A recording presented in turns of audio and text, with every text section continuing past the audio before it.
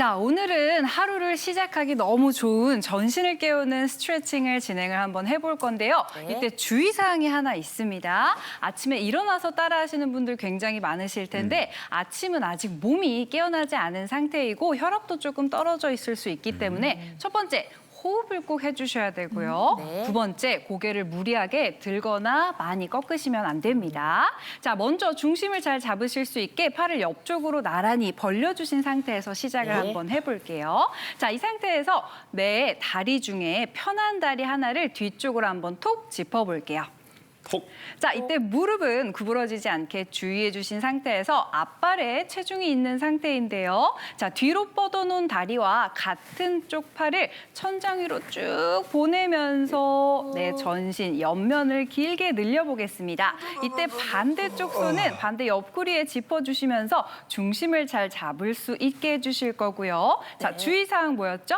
호흡을 잘 하기, 뱉으면서 다시 팔을 벌려 제자리로 돌아오겠습니다. 두 번 더 같이 따라해 볼 건데요. 이번엔 마시면서 뒷발, 뒤꿈치를 꾹 눌러서 아까보다 조금 더 내 키가 길어졌다라고 생각을 하고 호흡을 마셔보겠습니다. 시원하시죠? 예. 다시 뱉는 호흡에 제자리로 돌아오겠습니다. 마지막 한 번만 더 가볼까요? 마시면서 내 전신을 손끝부터 발끝까지 길게 늘려주실 거고요. 이때 어지럽지 않으시다면 턱을 살짝 들어주시면 가슴부터 복부까지 더 길게 늘어나는 게 느껴지실 겁니다.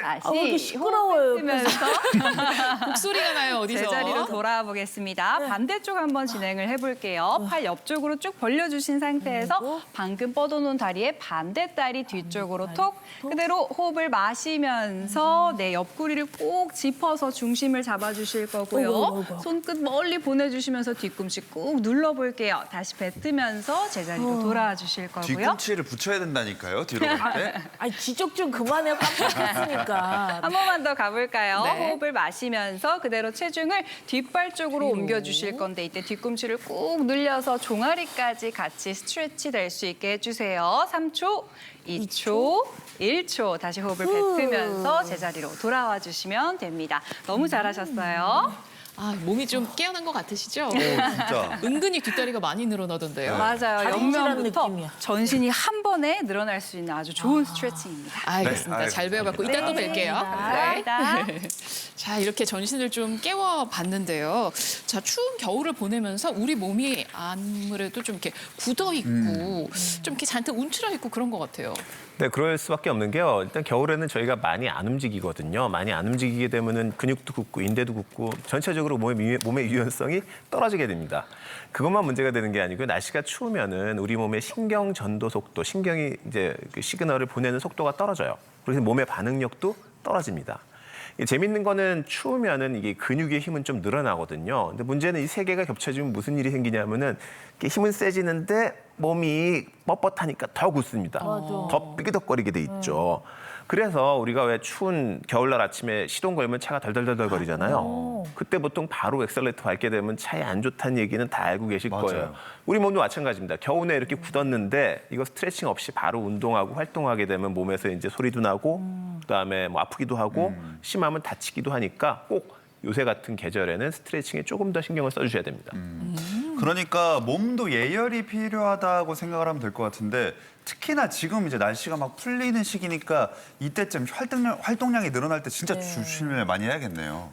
네, 실제로 이제 봄에 근육통 환자가 많이 늘어납니다. 그래서 이제 봄철 근육통은 겨울 기간 동안 이제 근육 활동량이 우리가 많이 감소한 거랑 관련이 있는데요. 우리가 이제 날씨가 풀리면서 운동량이 많아지고 야외 활동도 많이 하게 되고 그러면서 이제 근육량이 많이 늘어나기 때문에 겨울에 이제 웅크러들었던 근육에 부담이 갈 수밖에 없습니다.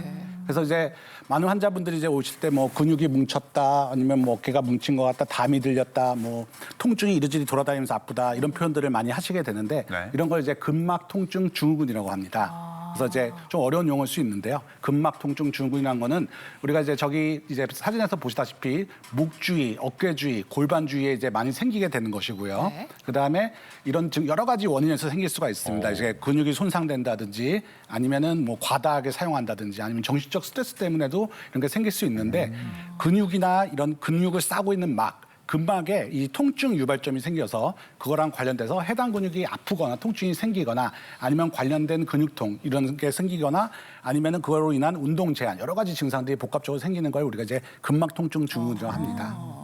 저는 이쪽 이렇게 누르면은 사실 조금 아프거든요. 그럼 여기가 이게 통증 유발점일까요? 네, 맞습니다. 이제 통증 유발점이라고 그러면 말 그대로 눌렀을 때 아픈 부위를 우리가 통증 유발점이라고 합니다. 그래서 우리가 이제 근육이 위축되거나 이런 이게 약화는 없지만은 누를 때 통증이 나타나는 부위고요. 실제 통증 유발점을 눌렀을 때 통증이 있지만은 그 외에도 그 주변의 근육에도 통증이 있을 수 있고 심한 경우에는 뭐 저린 증상을 느끼기도 합니다. 그래서 이제 통증 유발점이 이제 목 주위에 있는 경우는 우리가 이제 뭐 이 두통이 생기거나 아니면 귀나 눈 쪽에 이제 두통, 이명, 어지럼 같은 거 호소할 수도 있고요.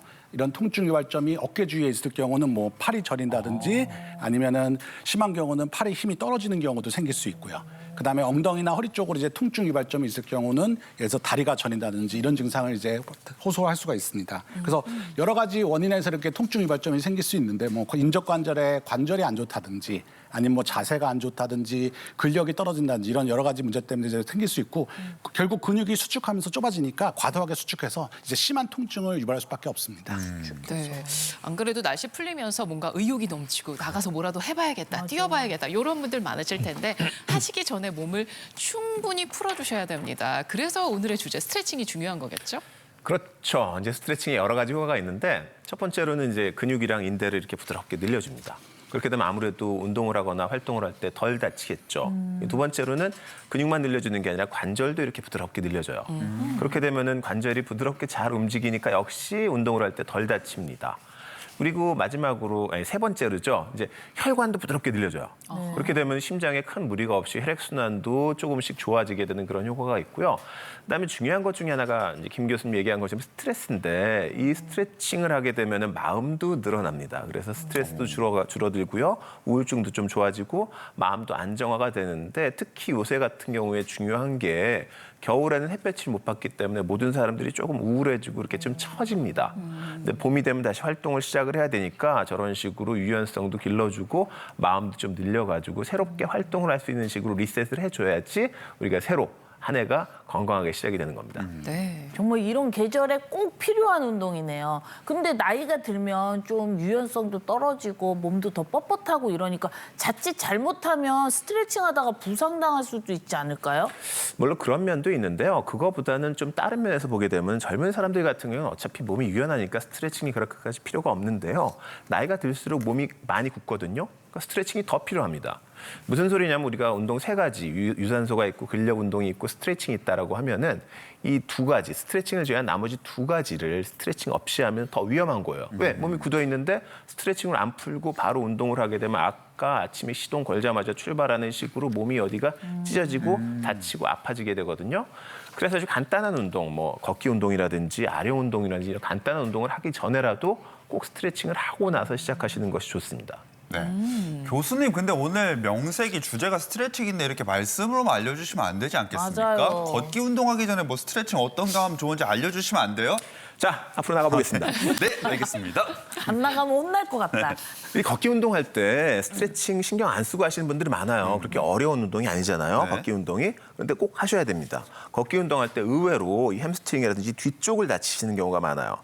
딴 거 다 제쳐놓고 꼭 이 뒷다리 쪽 스트레칭은 꼭 반드시 필요합니다. 네. 그냥 간단하게 할 수 있는 거 알려드릴게요. 네. 이렇게 서가지고 걷기 전에 다리를 한쪽을 살짝 내밀어 보시고요. 네. 자, 그 상태에서 세 가지. 첫 번째는 발끝을 최대한 당기시고요. 오, 땡긴다. 자, 무릎을 쭉 펴시고요. 네. 그 상태에서 이렇게 몸이랑 다리가 있으면요. 몸과 다리를 반으로 접어주세요. 어떻게 접어? 자, 몸과 이런 다리. 식으로 이렇게. 접어주세요. 오. 자, 여기서 중요한 것 중에 하나는요. 허리가 펴져 있어야 됩니다. 김종현 아나운서 같은 경우 지금 허리가 이렇게 굽었잖아요. 이렇게 네. 되면 제대로 스트레칭이 안 되고요. 허리를 이렇게. 그렇죠. 확 당기는데요, 네, 다리가. 확 당겨주시죠. 시작할 우와. 때부터 이런 식으로 몸을 조금만 더 접어주세요. 네, 이렇게. 그러면은 이 종아리부터 시작해가지고 허벅지까지 쫙 당기는 느낌이 드실 네, 거예요. 땡긴다. 자, 중요한 건 여기서 꿀렁꿀렁 누르지 마시고 네. 이 상태로 20초 정도 유지. 자, 권진영 씨도 볼까요? 허리가 약간 굽어 있는데 여기서 이렇게 조금 더 굽었는데요? 피고 자, 아프죠. 굽어주시고요. 자, 권진영 씨 문제는 발이 덜 올라왔어요. 발을 더 당겨주세요. 까만인가요? 그렇죠. 이렇게 해줘야지 뒷다리가 스트레칭이 충분히 다 되시는 거고요. 이렇게 20초씩 양쪽을 번갈아서 해주시고요. 둘 다 배 아픈 사람. 약간 그런 식으로 누르는 거예요. 배 당기고 이렇게 쭉 이렇게 눌러주시면 됩니다. 네. 자, 빼고 반대쪽 한번 해볼까요? 네. 땡긴다. 반대쪽 똑같이 자 발끝 당기고 이렇게 쭉 허리 펴고. 눌러주시면 됩니다. 야, 이게- 양쪽 같이 하시면 허리에 안 좋으니까 꼭 한쪽씩 해주시고요. 자 이렇게 좀 충분히 늘어났다 싶으면은 자 이제 제대로 된 우리 보통 많이 하는 거 있잖아요. 준비 운동들 네네. 뭐 제자리 걷기를 좀 한다든지 자 여기서 앞뒤로 이렇게 다리를 쭉쭉쭉 이런 것도 많이 하시잖아요. 네. 이렇게 좀 몸을 풀어주고 자 마지막으로 걷기 직전에 네. 우리 그 온몸 운동이 있어요. 옛날에 그 국민 체조 중에서 네. 따라따라단 따라단 이렇게 하면 되겠죠? 쭉 따라따라단 둘, 네. 셋, 딴. 넷. 그다음에 상체도 이렇게 스트레칭 해줘야 되거든요. 돌아가지고 반대로 한 번, 두 번, 세 번, 네 번 해주면은 다리, 팔, 몸 다 스트레칭이 됐으니까 이제 걸으시면 됩니다. 아, 국민 체조의 하이라이트 노적기였어. 추억 소환. 싹 한 다음에 네. 이제 걸으시면 되는 거예요. 안전하게 걸으실 수 있어요. 네. 아, 네, 네. 안녕히 가세요. 안전하게.